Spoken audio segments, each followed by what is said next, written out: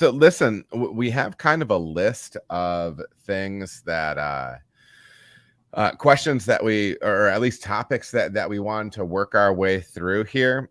And we're gonna start knocking our way through this. So let's just kind of make sure we're on the same page now. I do want to say it appears as if we're wearing like almost identical. Nice. Now this is actually so my children just made the shirt for me. Oh, that's cooler.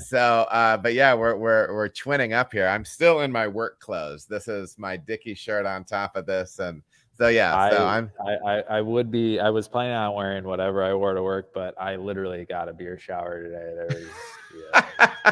The first time that's happened in a long time. But, yeah. It'll keep you honest. You know,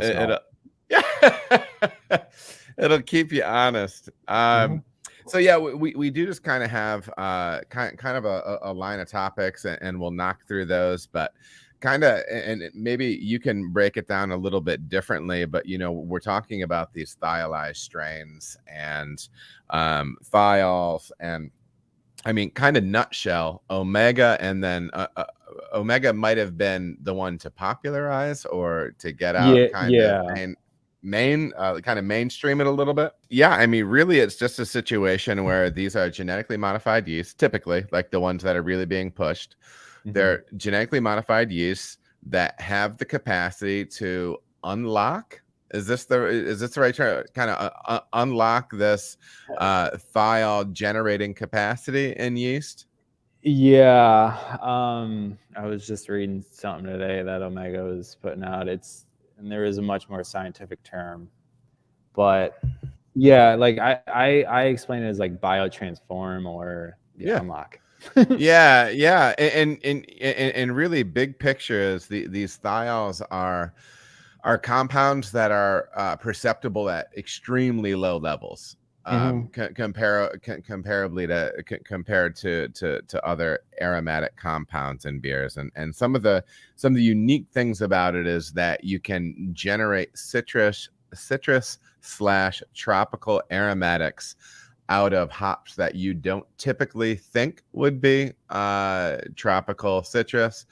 Even out of malt can also play a role in that, and other things as well. So you know, this is kind of one of those.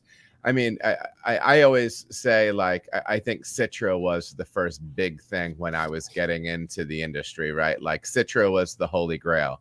And if you made an IPA with Citra, it was going to be amazing. Before that, it was barrel aged.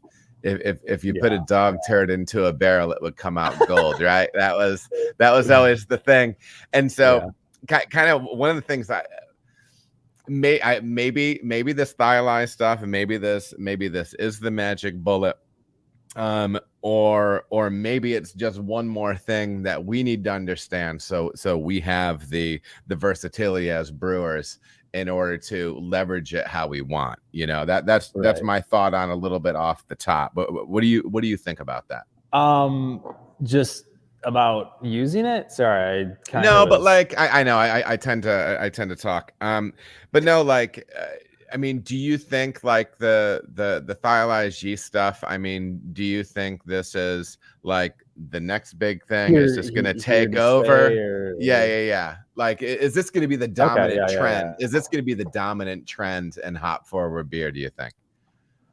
I don't think it will be. I think it will be just another tool to use. Yeah, man. When you're exploring these things, it's fun to just go all out with it and just be blown away by these things. But honestly, at a certain point, it might become one-dimensional in a sense, where everybody's making the same thing. And I think that now, you know, where we're at here and what I'm trying to experiment with is just adding thiols as a part of the complexity to a beer. Hell yeah, man. And whether that's just using a thiolized yeast and making a normal beer, or, you know, obviously it starts with the yeast, you got to start there. But yeah, I think it's just, I hope that it becomes more of a just a complexity thing than everybody just trying to blow your face off with